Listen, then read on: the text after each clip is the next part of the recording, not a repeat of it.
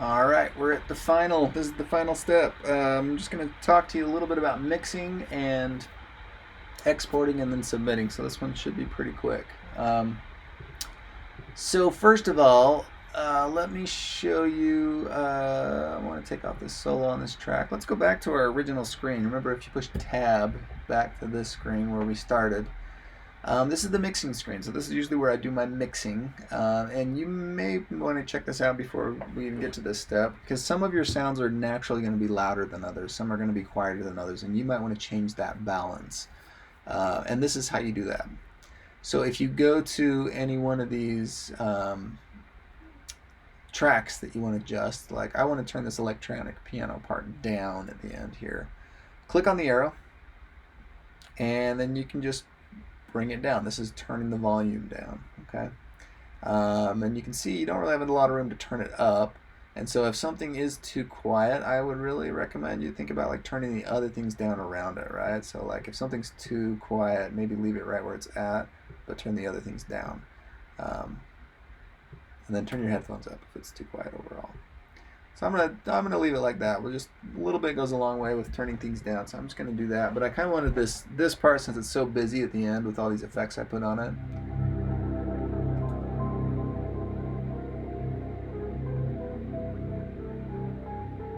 I just want it to kind of subtly be happening as it fades out, right? Instead of like it having been like a main feature kind of thing. So it's a real subtle thing on that. Another thing you can adjust on the mix window is you can change the panning. So panning is like what ear you're hearing things out of.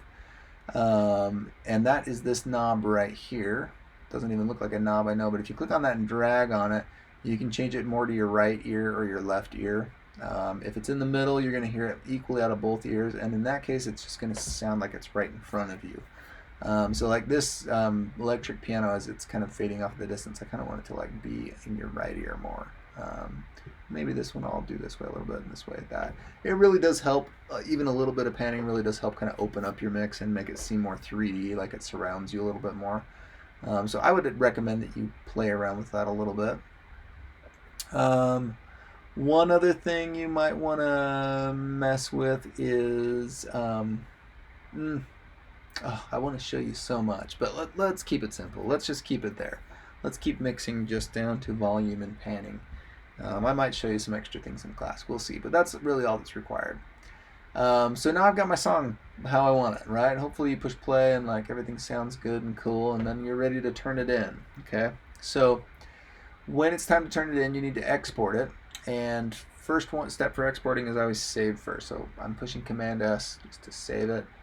And then I'm going to select, there's two ways you can do this. Either don't select anything, so make sure like no tracks are highlighted blue like this.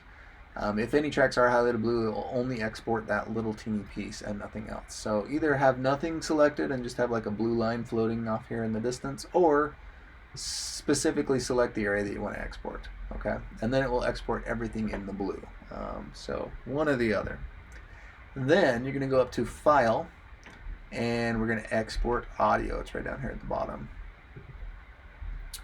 And when you go to export the audio, there are probably going to be a few different things turned on, like create analysis file and maybe PCM, I think is what by default is turned on. Go ahead and turn everything off. So anything that's yellow, just turn it off. And then you do need two things turned on. You want to have normalize turned on. Normalize. And what that does is that just kind of makes sure that your volume is at a normal level.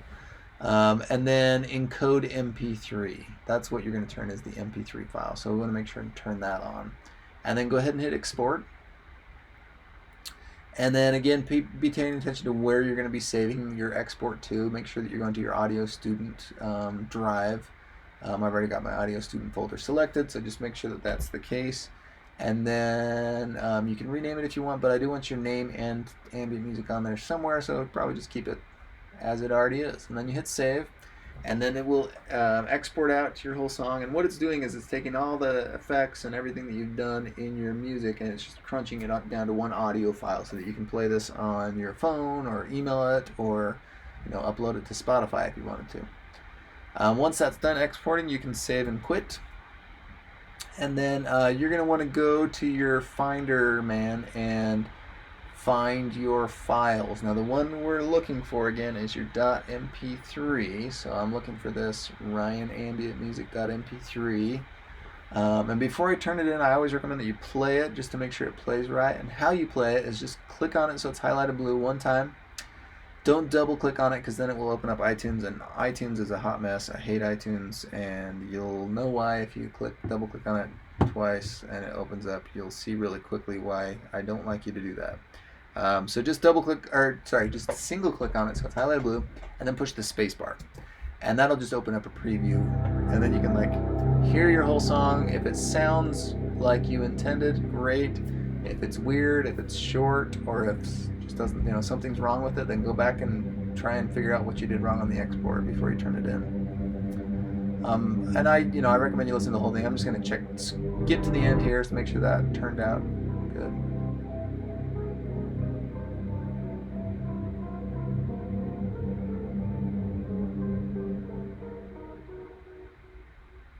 Cool. Sounds good on the end. Okay. So to turn it in, again, I need the MP3, and then I also need your .als file. Submitted both of those to Canvas. So you're going to attach both. Let me just show you real quick how to do that. I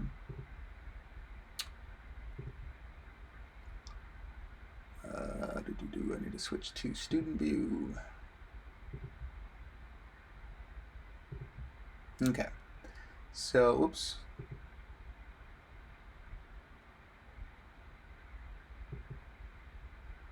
Oh, it's not opening up the assignment for me. Let's see if we can do this. Yay.